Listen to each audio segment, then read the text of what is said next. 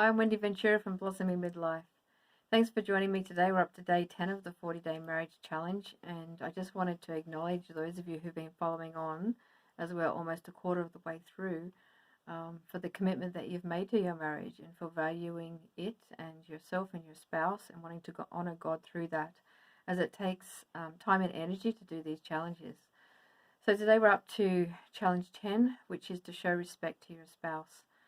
Over the next 24 hours, we're going to be noticing and examining our speech, our tone, facial expressions, and behavior when we're talking to our spouse, or even when we're talking about our spouse to somebody else, to notice whether it's respectful or disrespectful. And sometimes it can be very subtle and we might not be aware of how it's coming across. So it would also be helpful to check in with your spouse and ask them if they're feeling respected and honored in the marriage, and also to choose to do something a bit extra that you wouldn't normally do to show respect for your spouse over the next 24 hours. So when we understand that our spouse is God's creation, created in his image, and is a unique and special gift, as we all are, we will realize that respecting our spouse is not conditional upon their behavior or not conditional upon how we feel, but it's just a necessary way of living.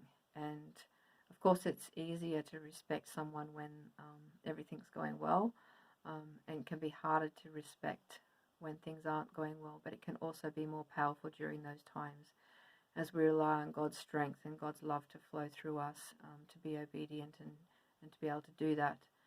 And it does require commitment and diligence, and it is important, as disrespect will crush, deflate and damage the other person, and as a result the marriage. So as we're talking about strengthening the marriage, respecting our spouse will build them up, support them, and strengthen them and their marriage and our marriage. So just a few things to avoid would be obviously hurtful words, but some of the more subtle things are things like rolling your eyes, shaking your head, lacking eye contact, walking away, cutting them off, raising your voice, laughing inappropriately. Or a big one I see a lot of is bagging your spouse, either directly or indirectly in front of another person. We just want to be building up our spouse and supporting them to be who God created them to be. So if disrespect is a common pattern for you, maybe indicating that there may be some underlying bitterness or anger that hasn't been resolved. So working through that first might be necessary, so that you can not just act respectfully, but you can also feel respectful towards your spouse.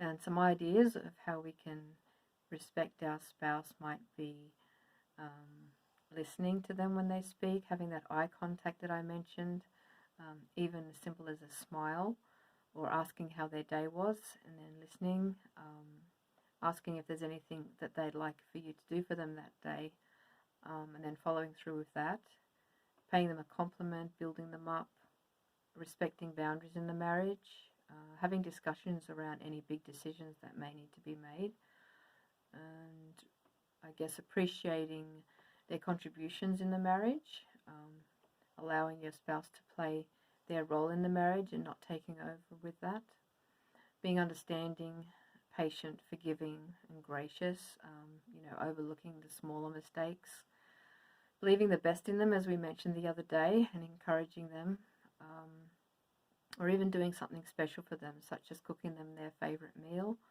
or making a fuss over them for their birthday, or any day really. So just to recap quickly, over the next 24 hours, we're going to be noticing any our words, our speech, facial expression, tone, behaviours, how we're being with our spouse, whether we're being respectful and honouring or not, and even checking in with our spouse to get some feedback from them, and then picking an action that we can follow through with over the next 24 hours to show that extra respect. I'd love to hear how you go. Message me if you have any feedback or questions, or you'd like any more ideas or support. I'd love to hear from you. So see you back here tomorrow for day 11. Thanks everybody. Bye for now.